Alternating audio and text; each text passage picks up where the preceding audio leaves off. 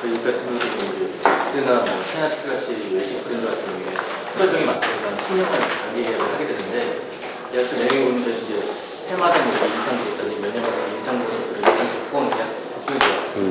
근데 모든 점포들이 이제 영업 잘 되는 주인데 안 되는 점포 같은 경우는 그런 분들이 좀 상당히 어려운 부분인데 최근에 그 판결을 한 거 보니까 그 인상 부분에 대해서 임차인이 부담할 필요가 없다는 식으로 해서 단순 내용은 사전 내용은 그러는데 그런 부분에서 저희가 할 수 있는 연체할 수 있는 그게 이제 그 제일 중요한 부분을 이야기를 안 하셨는데요. 결국은 이게 계약의 아까 해석 문제입니다. 계약서에 보통 어떻게 써놓겠어요? 특히 이제 이 장기 계약하는 경우에 이제 그런 경우가 많은데 제일 사실 간명한 부분은 계약서를 쓸 때는 오해가 없도록 서로 뭐 다른 군더더기 생각이 없도록 딱 그냥 정확하게 써놓으시면 제일 좋아요. 예를 들어서 1년 뒤에 10% 올린다. 1년 뒤에 5% 올린다. 이렇게 하는 게 가장 편합니다. 근데 많은 계약서가 보면 그렇게 써놓지를 못하더라고요. 그래서 뭐 경제사정 등을 감안하여 뭐 시세를 감안하여 또는 뭐 물가 변동률을 감안하여 인상한다. 뭐 이런 식의 아주 그 판단의 여지가 많은 그런 표현들을 많이 써요. 그러다 보니까 분쟁이 가죠. 그러면 결국은 지금 판결을 말씀하셨지만 그 판결이란 것은 구체적인 합의의 해석 과정이에요. 계약서를 두고 애매모호한 계약서를 두고 그 구체적인 계약에서 과연 당사자의 합의의 본 뜻이 뭐냐 요걸 해석하는 건데 그대로죠 뭐. 그러다 보니까 각각 해석이 틀려요. 그는 계약서마다 다르기 때문에. 그래서 뭐 어떻게 하면 좋나요? 임차인 입장에서는. 결국은 그렇게 이제 분쟁이 발생하면 법원이 해석을 하고 들어가거든요. 그 문구를 가지고. 그러니까 거기에 이제 부합하도록 해야 되는데. 물가 상승률에 준하라고 이렇게 예. 그 상승률이라는 내용은 사실 명시가 될 수가 있잖아요. 예. 그러면 그거는 뭐 모호한 표현이 아니잖아요. 그러니까 물가라는 개념이 정확한 개념인가요? 한국은행이 지정한 물가 상승률. 한국은행이 지정한, 예. 한국은행이 뭘 지정하죠? 그러니까 이게 이제 도소매 물가도 따로 있고 생산자 물가도 따로 있고 이게 과연 뭐냐 이게.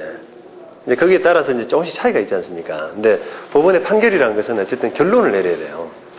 합의하면 제일 좋지만 뭐 소비자 물가는 몇 %고 도매 물가는 몇 %니까 중간선에서 합의하라 이렇게 해서 합의가 되면 다 해피한데 합의가 안 되면 판결을 내려야 되잖아요. 그러면 과연 물가 상승률에 한국은행이 정한 물가 상승률에 따라서 이렇게 적어놓는데 어떻게 하라는 거예요? 그러면 이제 나름대로 이제 고민해서 뭐 증인 받아보고 등등 이렇게 참작해서 사회통념 판단해서 법원이 결정을 내리는 거예요. 제일 그나마 당사자의 합의에 가깝다라고 생각될 정도로. 그러니까 법원이 좀 힘들죠. 그래서 애매모호한 계약서를 가지고 해석을 해내라고.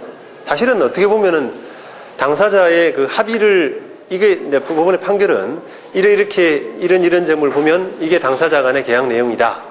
이렇게 이제 판결을 낼 수밖에 없는데 어떻게 보면은 당사자들은 아무 생각이 없는 경우가 많아요.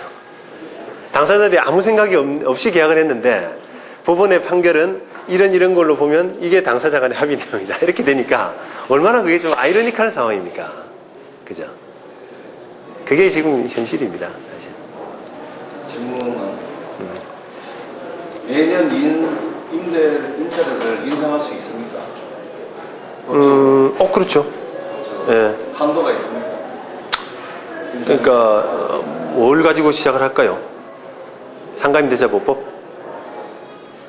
그 이야기를 해요? 네. 상가임대차보법에는 제한돼 있지 않습니까?